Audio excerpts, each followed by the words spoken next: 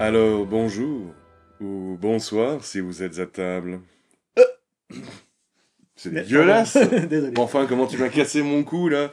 J'étais en train de draguer les voyeurs. Pour cette émission spéciale Saint-Valentin, hein. C'est spécial amour. J'ai j'ai failli refaire Halloween. Mais c'est Oui, fou, quoi. oui, mais moi aussi, ça fait 3 fois que je dis ce soir c'est le spécial Halloween. Hein. Oui. Non, c'est la spéciale Saint-Valentin. Nous allons vous Exactement. raconter des histoires merveilleuses d'amour dans les jeux de rôle. Nous allons vous raconter nos grandes expériences de dragueurs virtuels dans les jeux de rôle parce qu'en réalité. Et pour ça, on va avoir besoin d'alcool. Ah ouais. Et donc, la bière du jour est la déclaration spontanée. Oui, ça le fait. On s'est dit, tiens, ben voilà, pour le spécial amour, eh bien, ça va le faire. S'il vous plaît, mon cher Gilus. C'est l'émission amour, hein. Tiens-la fermement, parce que sinon je vais pas y arriver. Tiens, vas-y, Merci. fais-le tout seul. C'est un appel à masturbation. De quoi? Allez, santé. Bref. C'est bon, ça. C'est vrai qu'elle est. C'est bon, ça. Elle est bien.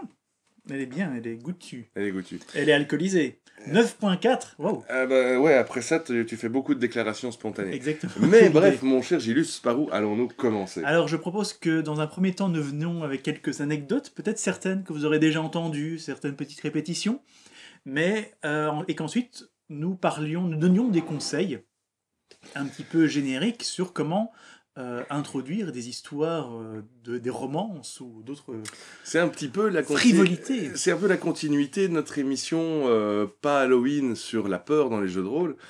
À mon avis, il va y avoir pas mal de redites parce que installer la peur dans les jeux de rôle et installer l'amour dans les jeux de rôle, ben, souvent le maître de jeu risque de tomber dans les mêmes pièges. Et il va peut-être même y avoir des redites par rapport à installer comment éviter le malaise. Ben oui, parce que histoire de sexe et ce genre de choses. Le sexe. Ah, Torride. ça me dégoûte. Oui, mon cardinal, calmez-vous. Bon, on commence par quoi? C'est toi qui as l'organigramme dans ta tête. Alors, j'ai très très vaguement un organigramme dans ma tête. Mais alors je propose que moi j'avais 3 anecdotes pour dire attention, dans les jeux de rôle, la femme est un monstre.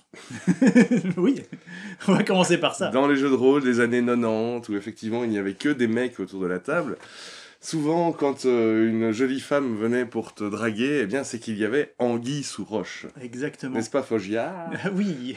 Alors, et entre autres une histoire que j'ai toujours eu envie de raconter, mais je sais pas si un jour on fera une émission sur Exalté, parce qu'on n'a pas énormément d'anecdotes à part vaguement décrire certains des personnages. Je sais pas si on mettra ça un jour dans un fourre-tout. Mais on a en effet fait une partie d'Exalté. Exalté, c'est quoi? C'est un petit peu le jeu de rôle super-héros de White Wolf. Donc ceux qui ont fait Vampire, Loup-garou, Le Monde des Ténèbres. Le Monde des Ténèbres. Ouais. Et donc dans les mêmes règles, il y a Exalté, Mage, qui est un peu un espèce de Moyen-Âge super-héroïque. oui, voilà. Ah oui, non, je laisse un peu parler aussi. Hein. Bah c'est, oui, voilà, j'ai pas énormément de souvenirs... À part que je jouais un personnage qui avait une armure, mais je crois que j'avais déjà parlé de ce personnage où, en gros, c'est vraiment ça, on joue des super-héros dans un monde médiéval fantastique. Et moi, mon personnage, c'est qu'il était super endurant. Il avait une armure qui le rendait pratiquement invincible.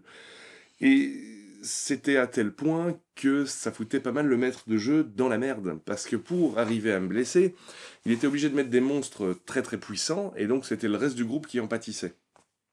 Et c'est dans ce monde-là que tu avais un personnage, je sais plus ce qu'il était, qui s'appelait Foggia. Il s'appelait Foggia, et il était un petit peu roublard, comme ça, mi-guerrier, un peu biclassé, voleur, guerrier, en fait. Et c'était avec Mathieu, qui était le maître de jeu, à qui je dois 2 des anecdotes que je vais raconter ici. Apparemment, il aimait beaucoup me mettre dans des situations... Il faut savoir quels joueurs vont être les plus propices à tomber dans ce genre de piège. Exactement. Il en faut qui sont bien roleplay, justement, hein, toujours par rapport à l'histoire de mettre la peur ou mettre de l'amour dans vos aventures. Si le joueur prend ça en dérision, ben, ça va rien donner du tout et ben, vous allez... tomber sur votre gueule. On va pas tout le temps parler des mêmes pour ne pas parler de Lupercal, le hobbit puceau, qui a perdu un niveau en se faisant embrasser par une succube. Autre exemple. Tout à fait. La femme est un monstre. Donc cet épisode va s'appeler La femme est un monstre. C'est pas faux. Parfois, la femme est une chaise. On va se faire descendre, c'est pas grave. Dans Donjons et Dragons, la femme a été une chaise à un moment. C'est jamais arrivé. Ah oui, c'est jamais arrivé. C'était une possibilité, en effet. Et donc, en effet, dans Exalté, il y a un moment où on rencontre tout un groupe de personnes un petit peu opprimées, je sais plus, tout est vraiment un espèce de village isolé comme ça, qui veulent pas se mélanger avec les autres et on comprend pas très bien pourquoi. Et il y a une femme où ils sont un petit peu grands, élancés, ils ont les cheveux blancs. Moi, ça me fait un peu à des elfes comme ça. Oui, voilà. Et moi, j'ai vraiment toute une histoire, on a fait pas mal de roleplay, de romance. On parlera des conseils après, mais avec une des femmes de ce village. Le problème, c'est que la nuit venue, ces gens se transformaient en espèces de ghouls, plus ou moins. Dans ma tête, je sais pas si c'est exactement ce que le maître de jeu avait en tête, mais dans ma tête, moi, je vois ça fort comme Blood the Last Vampire. Tu vois, les espèces à côté un petit peu vampire, un peu... Vampire bestial. Vampire bestial, ouais, comme ça. Et il y a une scène que ça nous a beaucoup fait rire, qui était juste dans un mot, parce que quand on a essayé de s'échapper de ce village, la femme, elle ne voulait pas me laisser partir. Elle m'a dulciné, elle ne voulait pas me laisser partir. Et alors que nous essayions de nous enfuir, nous entendions cette voix portée par le vent qui faisait... Fogia, Fogia, viens-moi, Fogia. Et je me souviens. Et Mathieu laissait pas tomber l'enrôle. Il continuait avec le Fogia. Et nous, on était tous morts de rire. C'est une de nos anecdotes de jeu de rôle qui est restée. C'est de temps en temps, dès qu'il y a une histoire avec un de mes personnages qui a vaguement une romance, eh bien, quelqu'un autour de la table va faire Fogia. Oui. Et puis, il y a eu La Femme Dauphin. Il y a eu La Femme Dauphin, bien sûr. C'est tout à fait. Un truc classique, c'était un scénario de Ravenloft qui avait un côté... je crois qu'on a un petit peu parlé déjà. On en a déjà parlé dans l'émission sur Ravenloft. Et donc, il y avait une espèce d'île Docteur Moreau avec des hommes animaux. Et il y avait des hommes et des femmes. Oui, bien sûr. Des humains mi-animaux, mi-humains. Et à nouveau, je m'étais amouraché. Mais pas façon rentre dedans. Les deux fois, c'était pas du rentre dedans, allez, ce soir, j'ai envie de niquer. Non, c'était vraiment commencer à faire un peu une espèce de romance, une approche. Et or, il se fait que quand on part, quand on finit le scénario, on se rend compte qu'ils sont tous un petit peu animaux, et elle, c'était une femme dauphin. Et il me dit « Oh, mais j'espère que tu m'aimes comme je suis !» Et j'étais là... C'est un trou sur ta tête qui jette de l'eau. C'était ça. Et nous, on était en mode il est pas dans la merde. Et puis finalement, tu es parti. Hein. Mais on a été appelé par les brumes de Ravenloft ailleurs. Hein, j'ai pas eu le choix, de toute façon. Il y a eu des histoires d'amour. Dans Donjons et Dragons, il y en a eu quelques-unes. Pour revenir sur Mathieu, quand moi je masterisais Ravenloft, à un moment, sorti de nulle part, il m'a raconté qu'il voulait... Il y avait des gitans, en fait, au pied du château du vampire, et qu'il voulait draguer une des PNJ, qui était une gitane.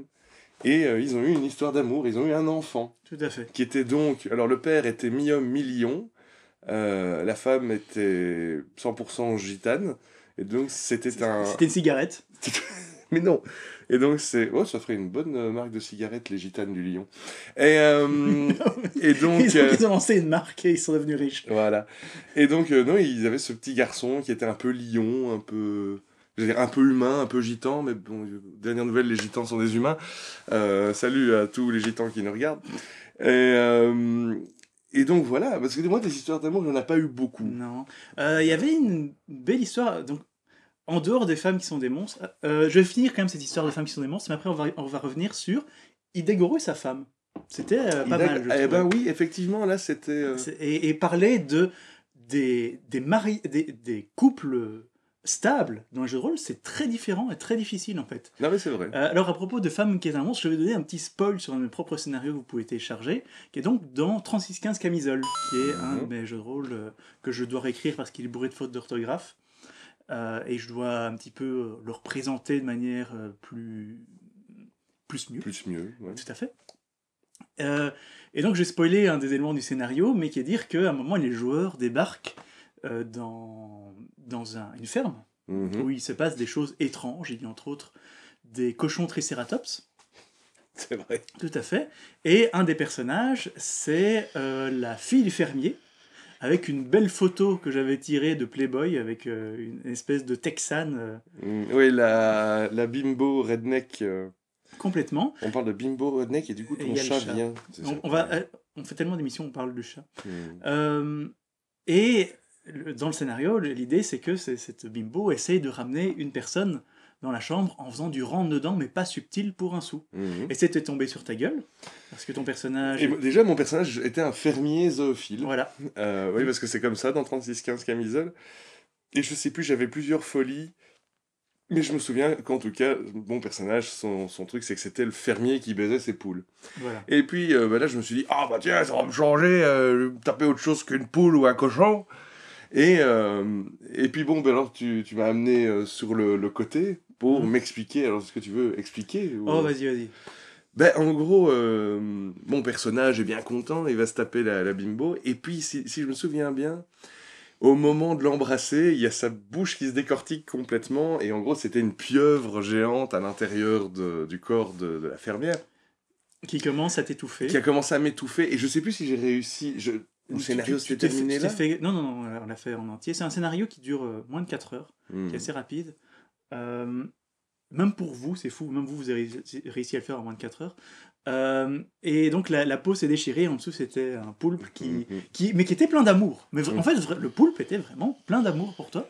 Et un amour qui aurait pu se montrer Et qui mortel. commence à t'étouffer. Et donc les autres qui étaient en bas en train de discuter avec le fermier, ils commencent à entendre des bruits. Et ils sont vraiment là, il est en train de s'amuser lui. Et en fait, t'as failli mourir. Eh ben oui. Je sais plus qui t'a sauvé, mais bref. Je sais plus. Finalement, quelqu'un a été voir. Les femmes sont des monstres. Les femmes sont. Voilà. C'est pas moi qui l'ai dit. Dans hein, les jeux de c'est lui. rôle. Dans les jeux de rôle. Mais Euh, honnêtement, je vais dire ça de manière très simple. Quand il y a un jeu de rôle où tous les participants sont des hommes, ou plus important, où le maître de jeu est un homme, faites gaffe parce que il va utiliser votre côté lubrique et votre envie de niquer pour créer des pièges. C'est une vieille histoire, ça, quand même. C'est aussi vieux que le jeu de rôle. Mais à part ça, il y a aussi des plus belles histoires, comme je disais, c'est très rare, et un jeu de rôle qui fait ça, c'est le livre 5 anneaux, avoir un personnage qui est marié. Qui a une famille, en fait. Qui a une famille, ouais. Et c'est l'un des seuls jeux de rôle où on a mis ça en place, plutôt. Avoir un personnage qui est un aventurier, mais qui a aussi une vie de famille, avec une femme et des gosses. Et Ida Goro, bon, il faut voir notre émission sur le livre des 5 anneaux, si vous ne l'avez pas encore vu, avait une épouse dont il était fou amoureux. Ce qui n'arrive pas toujours, hein, les samouraïs étant des nobles, parfois, c'est des mariages Plus arrangé, oui. Ouais, des mariages arrangés. Mais bon, monsieur n'aime pas particulièrement madame, ni l'inverse, et puis ils ont chacun des amants et des amantes. Mais Souvent, les joueurs de jeux de rôle sont volages. Enfin, les joueurs, non, pardon. Oui, non, désolé. Les personnages de jeux de rôle sont volages parce que c'est l'aventure, tu traverses le monde, t'es jamais au même endroit, c'est difficile d'avoir un lieu à soi. Eh oui. Et donc voilà, mais c'est vrai que Hidagoro serait mort pour son épouse et pour sa fille. Et d'ailleurs, quand mon personnage est décédé, ça je l'ai déjà dit dans l'émission sur le livre des 5 anneaux, la campagne aurait repris des années plus tard, et j'aurais probablement joué ma fille. Oui, c'était l'idée. Et sinon, il y a des histoires d'amour qui marchent pas du tout. J'ai un souvenir c'était il y a longtemps, dans le jeu de rôle Cops, que Quentin avait masterisé pendant quelques semaines, où il avait essayé de mettre une histoire d'amour avec une autre femme flic. Et je comprenais pas du tout, j'avais pas du tout envie, donc elle venait régulièrement me voir pour me dire « Ah mais vous savez, il faudrait qu'on se voit, machin », et vraiment le maître de jeu essayait de mettre en place des trucs. Et puis moi j'étais en mode « Bah non, non. » Et puis quand finalement elle s'est fait tuer parce que sa voiture a explosé, et que j'étais censé vraiment faire « Non !» J'ai juste fait « Ah, ouf, enfin débarrassé, quoi. » Oui, ouais. Ça ne se force pas, ce genre de choses. Sinon, histoire d'amour, d'amourette plutôt, je me souviens d'un moment dans Warhammer, on l'a peut-être raconté dans notre toute première émission, je me souviens pas si on l'a raconté, Mon mais Dieu. tu avais un personnage, Conrad, il était quoi en fait? Il était mercenaire. Conrad, c'était, je pense, un mercenaire. Et c'est le premier personnage, Conrad, que j'ai appelé Von Krakenstein. Parce que j'ai eu plusieurs personnages qui s'appelaient Von Krakenstein. Et celui-là, Conrad von Krakenstein, était le premier qui était vraiment le guerrier de base dans Warhammer. Et, Avec des grosses rouflaquettes. voilà. Et il y avait Dave qui, à la base, jouait le nain ingénieur, Norgrim, c'est ça C'était Norgrim, oui. qui s'était fait finalement tuer un moment, je pense, un Mais- jour il n'était pas là. Mais il y avait un peu d'animosité entre le maître de jeu et le joueur. Je ne sais plus, mais il me semble que, à un moment, moi j'en avais marre de jouer Mendoza. Oui. Pour comprendre tout ce qu'on va dire, il faut que vous regardiez notre tout premier Histoire au coin du D20, que je me suis rematé la dernière fois. Putain, qu'est-ce qu'on a vieilli. C'est Ça. terrifiant. Enfin bon, bref. Mais on est plus preste devant la caméra. Mon personnage de Mendoza, qui est l'un de mes personnages les plus iconiques, il faisait tout le roleplay avec un accent espagnol, comme ça. Non, mais j'ai joué pendant 3 ans. Et quand presque tous les jours, il devait faire mon personnage comme ça, à un moment, ça a commencé à me péter les couilles. et j'ai dit à Franck à l'époque, écoute, Mendoza, tu me le mets au frigo, il faut que je joue un autre personnage parce que là, j'en peux plus. Et c'est comme ça que j'ai joué Conrad von Krakenstein. Et je pense que dans la lignée, Dave s'est dit, mais alors, du coup, si on peut faire ça, moi, le nain, j'en ai un peu plein le cul aussi, je vais jouer autre chose. Et il a joué une magicienne, ou un truc comme ça. Je me souviens plus. Moi, dans ma tête, ce serait plutôt une guerrière. Il y a un dessin quelque part. Je sais pas s'il y a moyen qu'on remette la main Oh là dessus, là. mais il y a un dessin quelque part des aventures nocturnes entre Conrad et cette fille et Bibo Poil Menton. Et Bibo Paul Parce Menton, que- puisque pendant que nous... Parce qu'à un moment, je sais plus comment c'est venu sur la table, c'est, ah bah oui, mon personnage est un homme, il a envie de baiser, moi mon personnage est une femme, elle a envie de baiser, oh C'est le bon. c'est parti, C'est dans bon. la tente, avec un horrible petit Non, hobbit. non, le problème. non, c'était pas ça. C'était le problème, c'est que je sais pas pourquoi, mais le maître de jeu détestait cette situation. Il aimait pas que. Mais il a bien raison, parce que c'était n'importe quoi, ça servait à rien. Mais oui, mais peu importe, pourquoi pas. Et il y avait il y avait un problème, je sais plus pourquoi, mais vous pouviez pas faire ça dans vos tentes à vous. Et donc vous êtes venu dans ma tente, Dans la tente du dans la hobbit. tente de Bibo Poil Menton, Ouais. qu'est-ce qu'il a fait? Ben, il a maté. Mais qu'est-ce Il a maté, et puis il a Il a été maté. tout récusé. Si je... Je me souviens pas. Ça remonte à loin, mais je sais plus très Tout ça. bien.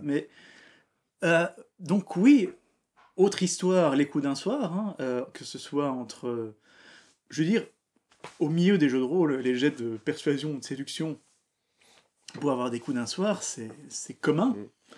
Tant que c'est dans la bonne entente et la sympathie, pourquoi pas. Oui. Et entre joueurs, pourquoi pas aussi.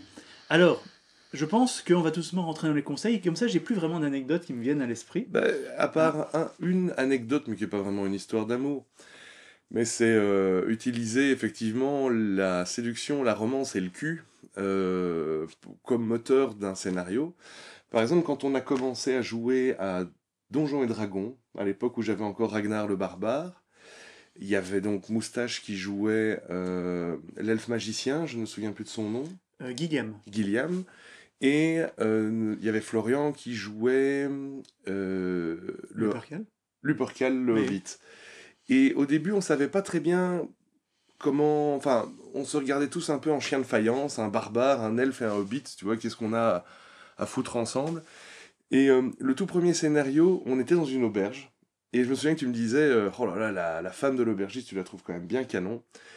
Et donc, je me suis dit, ok, premier scénario, Eh ben oui, je justement. vais me taper la femme de l'aubergiste. C'était dans la fameuse histoire de loup-garou, où il y a aussi Val, qui jouait une barde hobbit, qui s'est tapé un hobbit local, qui était dans mon scénario la première victime de loup-garou. Mhm. Et c'est bien, parce que ça m'a permis de rebondir sur beaucoup de trucs, mais tout en sachant que le hobbit était marié, mais un adultère ne fait pas de mal dans les jeux de rôle. Mm. Et donc voilà, et je me souviens qu'en fait on a bien rigolé et ça a un peu soudé le groupe parce qu'évidemment il y avait l'énorme aubergiste qui, je pense pas qu'il était aussi fort que mon personnage, mais il aurait, Il y avait une hache en argent. il aurait quand même bien pu me défoncer la gueule. Et donc le hobbit s'y est mis, et puis le magicien pour essayer de détourner son attention, etc. etc. Et voilà, et c'était bien marrant. Sinon, la plus belle histoire d'amour, je crois qu'on a vécue, c'était dans Feddington. C'était le baron Et sa sœur. et sa sœur. Écoute, maintenant on est à l'époque de Game of Thrones, l'inceste, hein, L'inceste, c'est commun. c'est normal. socialement accepté, voilà. Voilà. Et donc, oui, alors pour ça, il faut aller voir notre, le deuxième ou troisième Histoire au coin du C'est défunt. parmi les premiers. Le deuxième, c'est Shadowrun, donc je crois que c'est le 3 ou 4. C'est le baron... Bref, Feddington. Feddington. Et donc là, c'est 2 joueurs autour de la table, Val et Moustache, qui décident de jouer un frère et une sœur, qui sont des nobles, décadents, évidemment, et qui copulent dès qu'ils en ont l'occasion, en privé, en public. C'était spécial. C'était un peu plus dur pour toi qui jouais le prêtre, à un moment, mais bon, voilà. Oh Il y a des moments où je vais regarder Il y a ailleurs. un moment, oui, voilà, il faut regarder ailleurs. Mais non, je veux dire, faut pas non plus mettre de l'inceste dans toutes ses parties, à part dans Bloodlust, parce que Mais oui, mais parce bien que dans sûr. Bloodlust, Mais on non. joue Mais mettez un frère et 2 sœurs qui sont incestueux. Mettez de l'inceste dans tous vos jeux de rôle. Voilà, Il n'y a c'est pas beau. de jeu de rôle Eh, sans c'est inceste. c'est la Saint-Valentin ici, donc on parle d'inceste si on veut. Voilà. Voilà. Alors, À donc- part ça, Bloodlust, sérieusement, ça part sur une histoire d'amour. Des armes. Oui, c'est vrai, c'est vrai.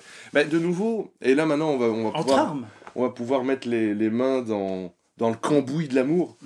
Par exemple, alors c'est très difficile d'imposer une histoire d'amour à un joueur, mais d'une certaine manière, ça se produit tellement peu naturellement. Dans un jeu de rôle, les joueurs, les personnages des joueurs, et les joueurs, à travers eux, souvent se disent « c'est nous contre le monde ». Moi, c'est quelque chose qui m'a souvent frappé, c'est que le groupe se dit « on est cette entité, qui est le groupe, contre le monde du maître de jeu ». Et le maître de jeu va pas nous brandir quelque chose sous le nez, en mode « hein, allez, viens, tu vois le truc hein ?» sans qu'il y ait un piège à la clé. Donc si tu mets un personnage féminin pour un personnage masculin et vice-versa, oui, en fait, dans le fond, ça peut être... nous sommes au 21e siècle, que diable. Mais quand le maître de jeu essaye de mettre une histoire d'amour sous le nez d'un joueur, habituellement, il se dit ça pue. Soit elle va essayer de me trahir, soit c'est un piège, soit c'est un monstre, soit il va lui arriver quelque chose pour que mon personnage réagisse. Ça va, j'ai Oui. pas été trop long? Non. Non, je te pose la question parce que c'est quand même toi qui as le chapeau de l'amour ultime. Ça, c'est le chapeau de la parade du Gélus. Hein. Le chapeau de la parade C'est le chapeau de la nuptiale. parade amoureuse comme ça. Et je tourne autour. Ça marche toujours. Les femmes qui ne partent pas sont sous le charme. Et donc, voilà, moi, ce que j'avais à dire, c'est que, hélas, il va y avoir beaucoup de redites par rapport à notre émission sur la peur. À savoir que si les joueurs sont bien roleplay, et qu'ils ne dézooment pas, comme j'avais dit à l'époque, à savoir, t'essayes de m'investir émotionnellement dans le jeu de rôle. Moi je suis pas comme ça, moi je suis un héros solitaire, j'en ai rien à foutre. Si les joueurs ne sont pas comme ça, alors ça peut aller. Ça marche mieux avec des joueurs débutants qu'avec des vieux briscards. Toujours. Tout marche mieux avec des joueurs débutants. J'ai presque envie de dire, et c'est ça qui est terrible, c'est que passer un certain point de dépucelage dans le jeu de rôle, un joueur ne se fera plus jamais avoir sur une histoire d'amour, qu'elle se passe bien ou mal. Ou alors c'est lui qui en a décidé. Mais voilà. Mais oui. Donc on va commencer. Là on part dans les conseils. Ouais. Alors moi j'étais déjà parti dedans. Ça chauffe. Allez, chauffe Marcel. Chauffe Marcel. Eh bien, je vais quand même dire le truc un petit peu rabat-joie avant qu'on commence à partir dans d'autres trucs. L'amour n'existe pas. Qui arrive. L'amour, c'est un mensonge capitaliste. ce sont qui fait pour que vous consommiez. Ce sont des impulsions chimiques et électriques dans votre cerveau et rien d'autre. Mais c'est parce que. J'ai fait Goldo pendant 2 secondes. Mais bravo. Non, c'est juste, c'est des phéromones tout ça. Bref, non, ce que je veux dire, c'est que là, c'est pour revenir un petit peu par rapport au malaise dans les jeux de rôle. Il y a quand même une notion, utilisons le mot de consentement. Ah oui. Que tu ne peux pas forcer un joueur à dire « Oh, ton personnage est tombé amoureux ». Parce que ça peut créer des malaises. Ou tu peux pas... Alors, Le truc, oui. je vais prendre, honnêtement, c'est pas une histoire d'amour, mais je vais prendre un exemple qui est un petit peu sensible, et pour une fois, je vais pas dire le nom des gens. Ah. Mais c'était dans un Paranoia, où un joueur faisait partie d'une organisation secrète qui était basée sur le sexe et l'amour. Ah, putain, oui, je vois, mais en même temps, là, t'as un peu tendu... C'est toi qui as tendu le bâton, rien de sexuel. Mais donc, disons simplement que ce personnage qui faisait partie d'une société secrète autour du sexe, etc., il avait des petites pilules qui te chauffaient un petit peu l'esprit. Oui, mais il faut replacer ça dans le contexte. Dans le monde de Paranoia, les humains n'ont plus de rapport sexuel parce qu'ils sont clonés et le sexe n'a plus lieu d'être. Et je dirais même que les humains qui vivent dans le complexe alpha prennent des médicaments pour se castrer chimiquement et avoir le moins d'émotions possible parce que tout est dirigé par l'ordinateur, donc avoir des sentiments, c'est pas bien. Et il y a effectivement cette secte de gens qui essayent de se libérer de ça.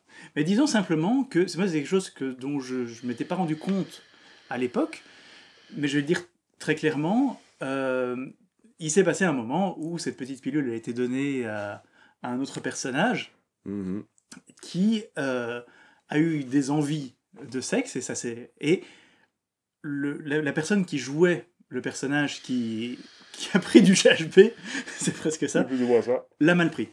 Mais oui, mais forcément... Honnêtement, la plupart des gens, je vois les gens qui sont dans notre groupe actuel l'auraient pas mal pris. Mais c'est peut-être moi qui ai mal calculé, c'est moi qui ai mal pensé, et je me suis jamais dit, il va mal le prendre, et ben j'avais tort. Oui. Moi, personnellement... La personne a vu ça comme un vieux. Sur le moment, je me suis dit, en fait, on aurait eu 15 ans, ça aurait été une table de Paranoia avec David qui masterisait, on se serait esclaffé, ça aurait d'ailleurs mais la plupart certainement des gens tourné l'auraient pris comme ça, mais en orgie de cave. C'est pas moi, ce que je veux dire, pour moi, je me suis dit, tout le monde l'aurait pris un petit peu, quasi à la blague. Eh ben, j'avais tort. Et je me sens un petit peu mal de la façon dont ça s'est passé. Ah oui, mais qu'est-ce que tu veux? Après, c'est virtuel, mais ça a été mal pris et je regrette que ça passait comme ça. Les temps changent et puis les gens changent. Et il y a des trucs qui font exploser de rire dans un jeu de rôle quand on a 15 ans, quand on est des vieux clougs comme nous, de 28 et 25 ans. Oui, tout à fait. En fait, ce que j'ai envie de dire, pour moi, la morale de ce truc, c'est pas forcément ne pas lancer ce genre de truc, mais dire simplement, écoute, il y a ça qui est parti, ça te met mal à l'aise, eh ben, on peut dire, non, il s'est passé autre chose. Maintenant, pour moi, si jamais il y a un malaise, s'il y a un malaise, parce que là, on est vraiment dans le truc rabat-joie à malaise, eh ben, si ça a déjà été lancé, parce que je sais pas très bien en amont comment il faut le prendre, mais si ça a été lancé et qu'il y a un malaise, on peut dire, ok, écoute, ça se passe différemment. Ça se passe pas comme ça. Moi, je pense que tu te prends quand même la tête pour pas grand-chose. J'en ai parlé avec la personne. Parce que, bon, voilà, c'est comme pour tout dans le jeu de rôle. Il y a des trucs que nous, on accepte sans problème. Il y a des trucs que d'autres... Faut connaître les joueurs et savoir comment ils vont réagir par rapport à ce genre de truc. Enfin, bon, bref. Mais tu parlais de... on ne peut pas imposer une histoire d'amour. On ne peut pas imposer une histoire d'amour. Dans Bloodlust, c'est ça que j'ai fait. Et je l'ai fait sans aucun état d'âme. C'est différent. Ce sont des armes. Le pitch de base. Le pitch de base, c'est que donc... alors, si vous n'avez pas encore vu nos émissions Bloodlust, foncez dessus.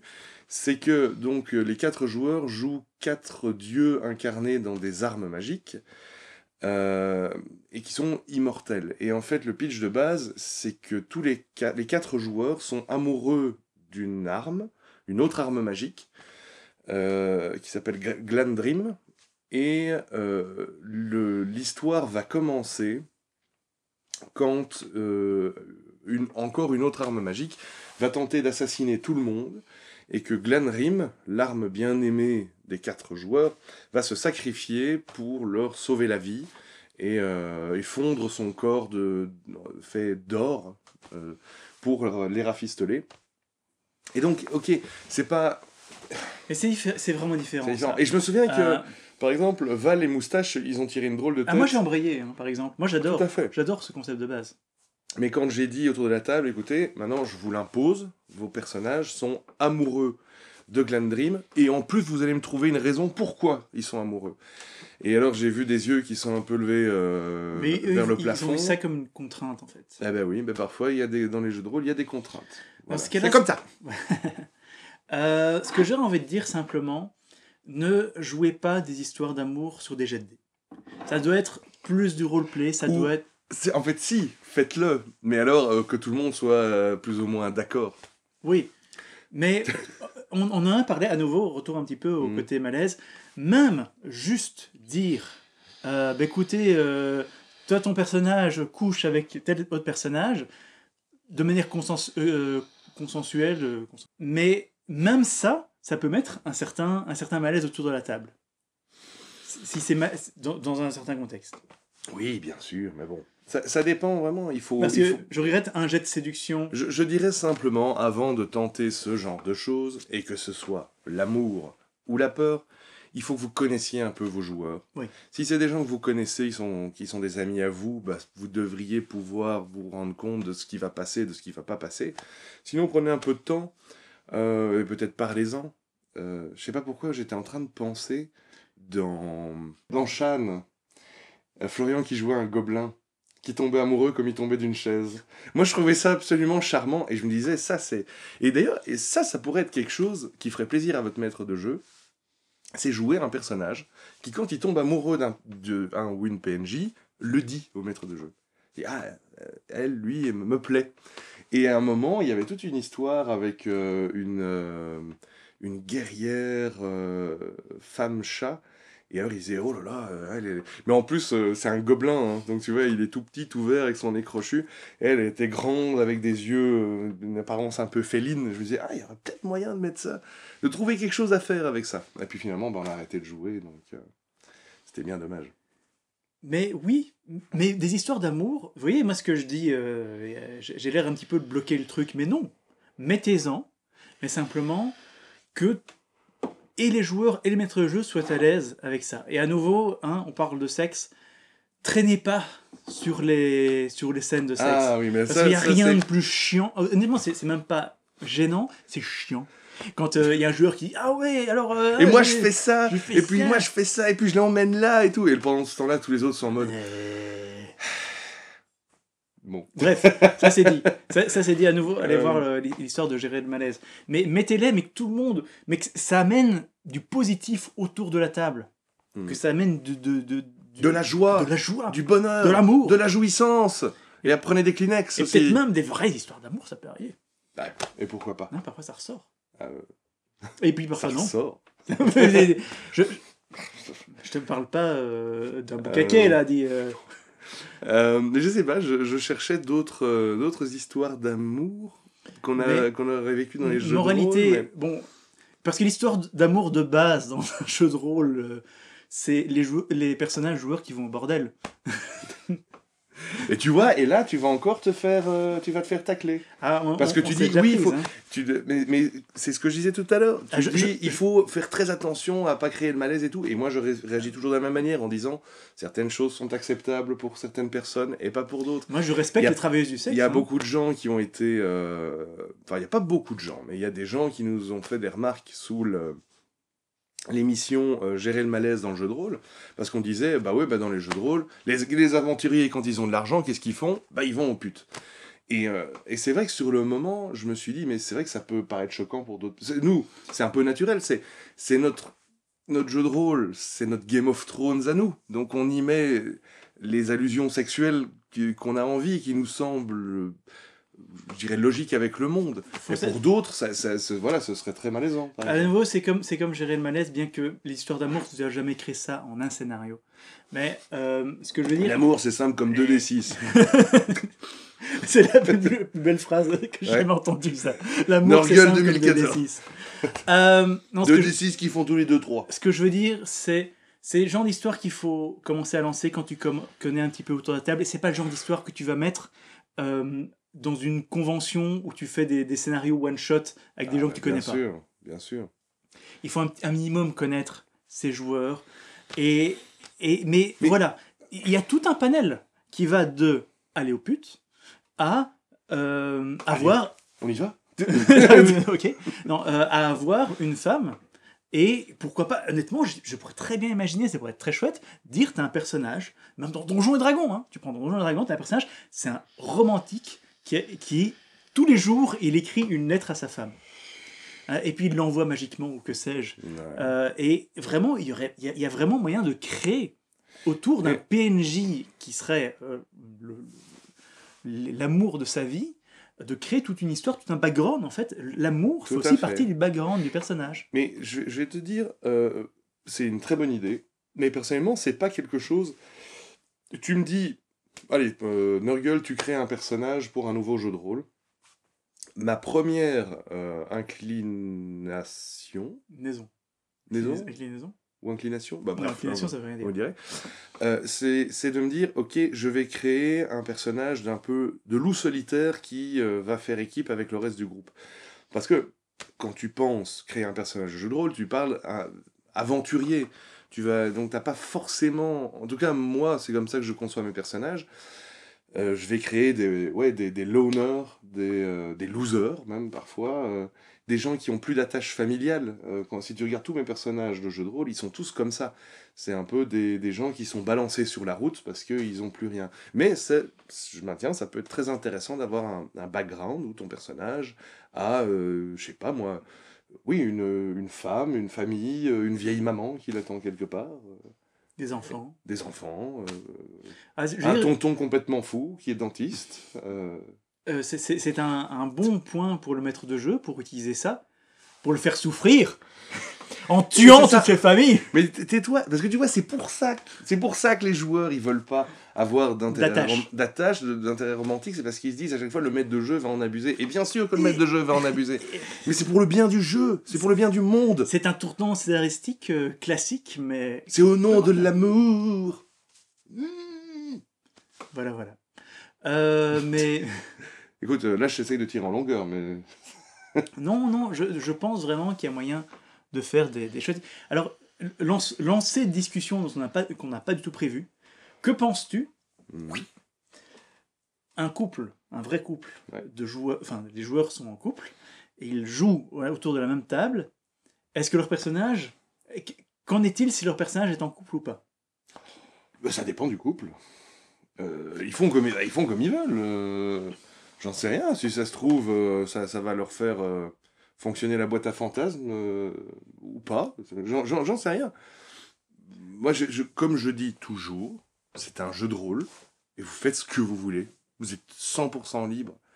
C'est juste que, bon, parfois, vous allez lancer des idées, ça va pas marcher. Et voilà. Comme je disais, la peur et l'amour dans les jeux de rôle, c'est très difficile à mettre en place. Et puis parfois, le couple va rompre et le maître jeu va se dire « Merde, je peux plus inviter qu'un seul des deux. » Il y en a un des deux qui va pas pouvoir venir, et ça va être le bordel, donc tu aurais tendance à la virer les deux. Qu'est-ce que c'est que ce bordel? Ouais. Faites attention entre le mélange entre la vie privée et le monde du jeu.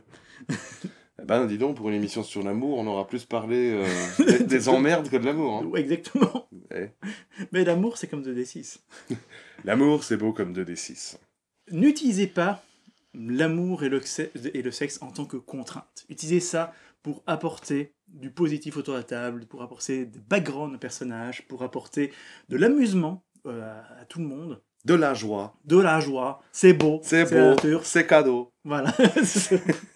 Et j'avais un truc à dire, mais je l'ai oublié. Un truc que j'ai toujours bien aimé, honnêtement, c'est dans Vampire. C'est jamais très bien expliqué le sexe et les vampires dans le jeu de rôle Vampire. Et pour moi, c'est une bonne occasion pour avoir des purs amours platoniques. Exemple typique de entretien avec un vampire. Mais dans le jeu de rôle Vampire, les vampires peuvent bander. Je crois que c'est jamais... Je veux dire, nous, on l'a toujours joué de façon à ce qu'en utilisant un point de sang, tu puisses... avoir une relation sexuelle. Bander, mouiller, faire ce qu'il faut pour ressentir une relation sexuelle contre un point de sang. Mais je ne crois pas que ce soit nulle part dans les règles. Dites-moi, C'est une règle maison. dites-moi si je me trompe. Oh, bah, Mais je ne merde. crois pas que ce soit dans les règles. Et quoi qu'il en soit, si tu veux vraiment faire du Anne Rice, eh ben, tu peux vraiment faire des espèces de magnifiques amours platoniques Ah, mais immortels. torturé quand même. Mais torturé, mais toujours Ah, un petit bah peu ouais. torturé. Moi, j'ai hâte qu'on joue à Insectopia. Et pouvoir fertiliser les œufs de ma femelle qui est plus grande que moi et qui me mangera la tête après la copulation. De manière générale, dans Insectopia, les relations amoureuses se passent plus ou moins comme les vrais insectes. Donc, Eh ben, je me suis peut-être fait manger la tête par ma femme, mais au moins j'ai baisé. et n'est-ce pas ça, là, l'important? N'est-ce pas là la plus belle histoire d'amour de la Saint-Valentin? Exactement. Se faire manger la tête par sa femme. Exactement. Bon, t'as encore des histoires ou- Je crois que là, Parce que là, je pense qu'on a atteint le on pinacle. a touché le fond, en fait, je crois. Ouais. Faut Ah non, plutôt- moi je dis on a atteint le pinacle. Toi tu Voilà. dis on a touché le fond. C'est juste regarder les choses dans l'autre sens. Voilà. Mais donc, moralité, je regarde parce que je regarde la pile de jeux de rôle en me disant, je vais avoir une anecdote qui Une va venir anecdote. à l'esprit. Non mais t'as que des mauvais jeux de rôle. Les bons jeux de rôle ils sont chez moi. Moralité, honnêtement, l'amour dans le jeu de rôle, c'est comme tout le reste, c'est un outil. C'est un concept qui peut marcher, qui peut ne pas marcher. C'est à utiliser de manière parcimonieuse. C'est casse-gueule, mais si vos joueurs mettent un peu de bonne volonté et ils sont d'accord avec ça, ça peut donner lieu à des trucs géniaux. Voilà. Sinon, C'est une évolution des personnages très intéressante. Sinon, c'est comme la peur dans le jeu de rôle. Ne sortez pas ça de votre chapeau sans prévenir, parce que vous allez vous ramasser et vos joueurs vont se foutre de votre gueule. Comme la peur dans le jeu de rôle, ça peut pas être à chaque aventure. T'as une nouvelle histoire d'amour. Non, c'est pas Nicky Larson. Amour, gloire et beauté, le jeu de rôle. Enfin bon, bref. Et sur ce, bah... Je crois qu'on a fait un peu le tour. J'espère que nous aurons un petit peu amusé, faute d'avoir dit des choses ultra intéressantes. Nous espérons avoir répandu un peu nos phéromones d'amour jusque chez vous, à travers l'écran, à travers... Ouais, vas-y. Je continue. balance mes phéromones. Et sur ce, bah les amis, on vous dit à la prochaine. Bye bye bye bye et bonne bourre.